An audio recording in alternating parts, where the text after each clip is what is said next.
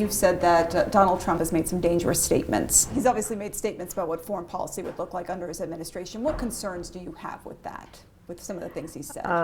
I have had concerns with practically everything he has said, from saying that he would build a wall with our very good neighbor Mexico, then his discussion about nuclear weapons, which has been quite terrifying, I think, in terms of saying that the Saudi Arabians should have nuclear weapons, and that maybe the Japanese, who have specifically said they don't, they have had a very different military policy. He's now saying, what about them, nuclear weapons? And then, so that worries me a great deal. Then also saying that he's not that committed to NATO, when NATO is the most powerful military alliance in the history of the world, with our partners and some of the things that the Russians are doing in vis-a-vis Eastern Europe, and NATO is taking a very strong stand, and so all of a sudden for him to say something like that is also very troubling. And then he's made an awful lot of contradictory statements, that we have to be reliable allies, but we need to be unpredictable, that our allies aren't doing enough and they have to, so why should we help them? I mean, one thing after another that is very worrisome. And I travel abroad a lot, and I think it's very hard to explain to people what a Trump foreign policy would look like, because it sounds isolationist, America first, as if he didn't remember that that was a slogan that was used between the First and Second World War. So really bad things, I think. Obviously, you're supporting Hillary Clinton for president.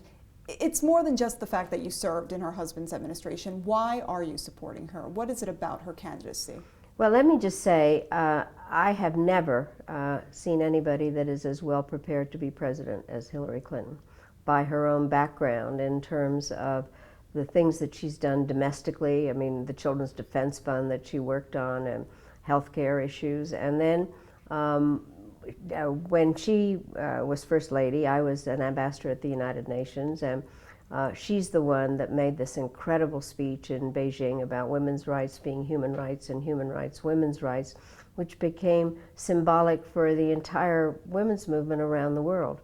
And then when I was secretary and she was First Lady, we did a lot of things together. I could see what she was like in terms of describing what America's role in the world should be, and how much time she spent listening to people abroad and understanding what they had to say.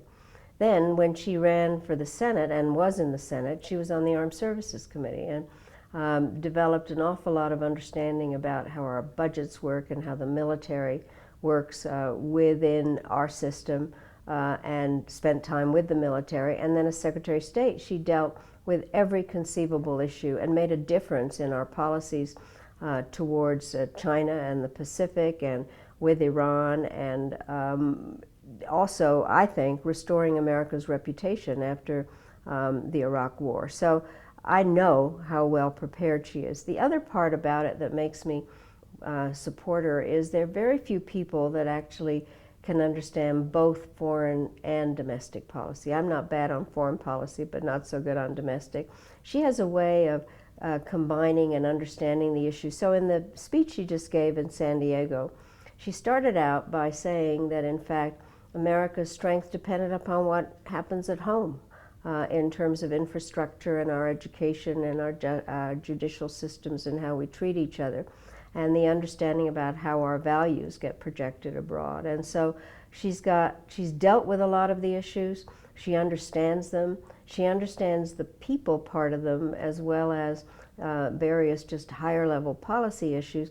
And she is really, truly fair in the way that she deals with people and listening to their opinions. I think the really hard part, decisions are very hard to make. There's no question about them. If they were easy, they would have been handled at some lower level of government. And the ones that come to a president and the commander-in-chief are really hard, which requires you to have respect for other views and to get around you people that feel comfortable stating their views and disagreeing. And if you read about things that she did as Secretary of State and the way that she dealt with her colleagues, other cabinet members, how she talked to the president, I think that is just a sign of how she respects people with different views and wants to hear from them. So she is the most experienced person ever.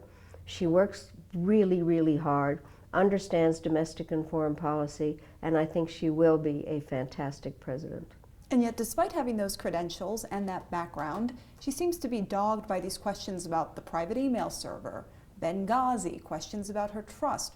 Why is it that she hasn't been able to sort of put that past her and move forward? Because I think that people are kind of fascinated by something that doesn't really, in terms of national security policy and being a good president, she has on the email said she made a mistake.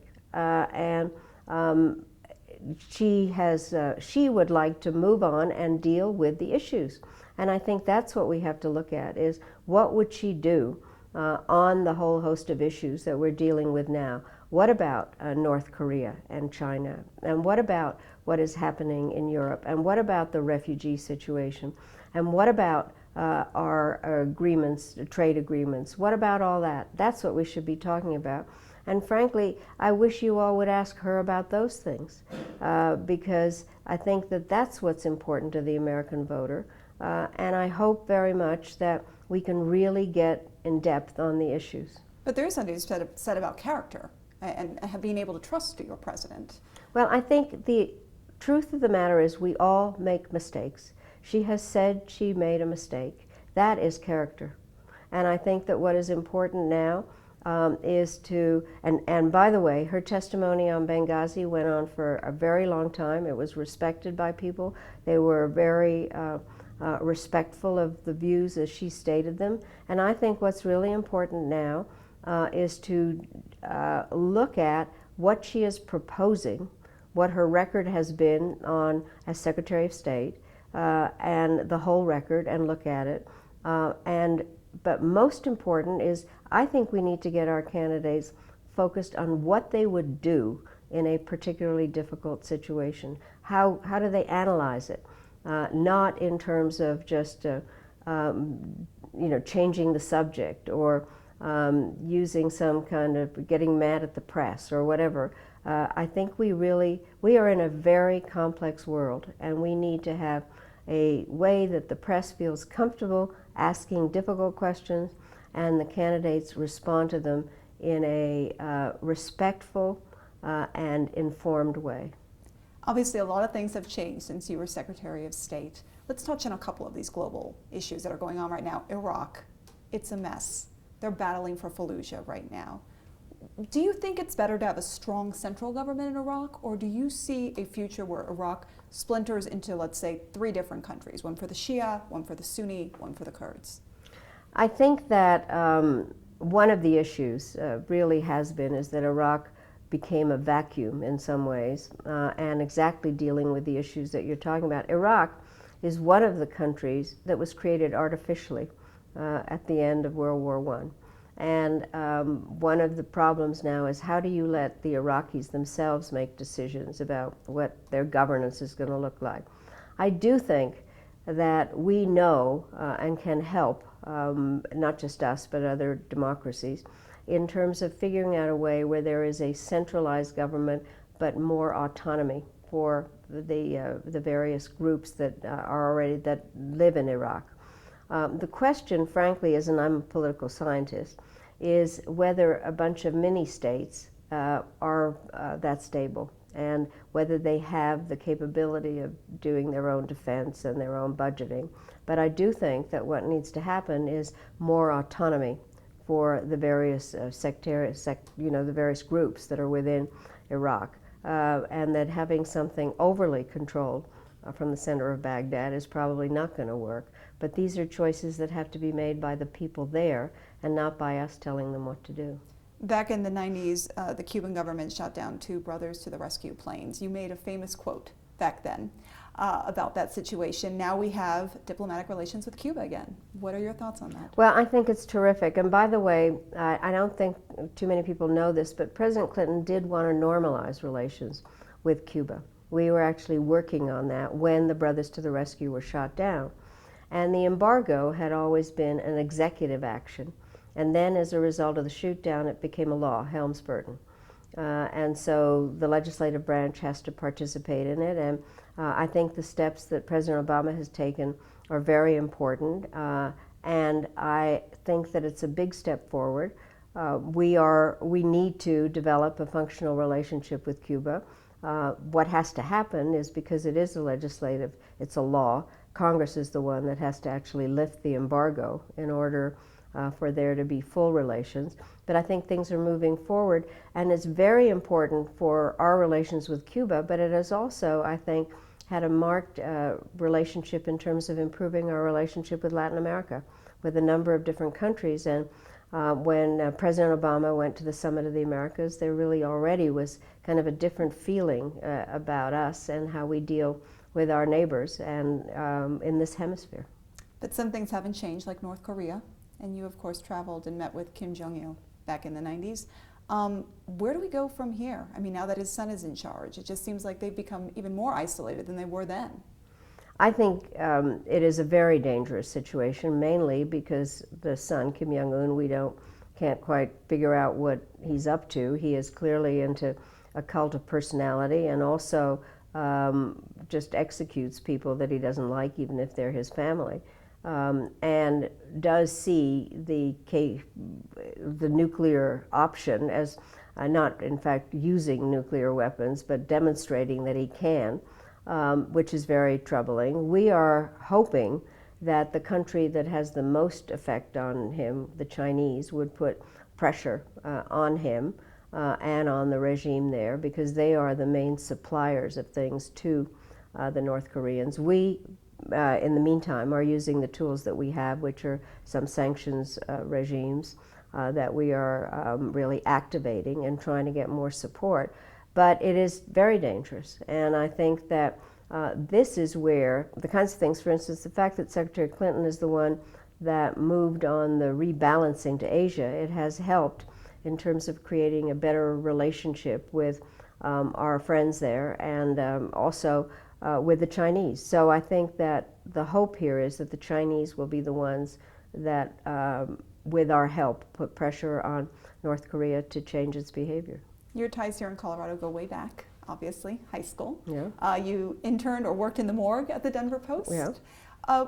What is it about Colorado that you look forward to seeing every time you come back? The mountains. I love going to the mountains, and I used to sit in high school and look out the window at the mountains. I love the people in Colorado. They're really, really nice. And Denver is really thriving. I've been kidding all along, and you would think that this wasn't exactly brilliant, but it's really different than when I grew up here in the 50s. And it's a wonderful American city, and I love everything about Colorado, and I love the, "'tis a privilege to live in Colorado" statement. What I love to do, one of my favorite things, is to drive from Denver to Aspen and tell stories with my sister about what it was like to picnic in the mountains. And I learned to drive in the mountains, and so I do like coming here. And I wasn't born in the United States. I was born in Czechoslovakia. So when people ask me where am I from, I say from Denver, Colorado, because that's my American home. I was naturalized in Denver, actually while I was working at the Denver Post between my sophomore and junior year at Wellesley. So I think it's just a great place. And your dad, they named the School of International Studies at DU after him. That must be a great source of pride Well, for the you as thing well. that happened is that my father, when he came to the United States, had been a diplomat, but then he defected and asked for political asylum. And at that stage, what happened was the Rockefeller Foundation was finding jobs for Central European intellectuals or something, and they found him a job in Denver. We had no idea where Denver was, and started driving across America. And my mother said, "We're not going up, so maybe we're going the wrong direction." But we ended up here. My father's taught at the University of Denver. My mother, on a regular basis, said there are only two great cities in the world, Prague and Denver. And they loved living here. And my father actually, he became dean of the Graduate School of International Studies. And it is wonderful to see his name on a school that reflects his values and his interest in international affairs and his love of students. And I gave the commencement speech today at DU, and I did say this, and all my stories are always true, but what he would say, and a lot of people thought, you know, he would have been a big deal in Czechoslovakia at a certain point, and he said, I don't do what ifs. There is nothing better than to be a professor in a free country, and he loved being here in Denver. Thank you so much, Madam Secretary, for your time. Great. We appreciate Thank you. it.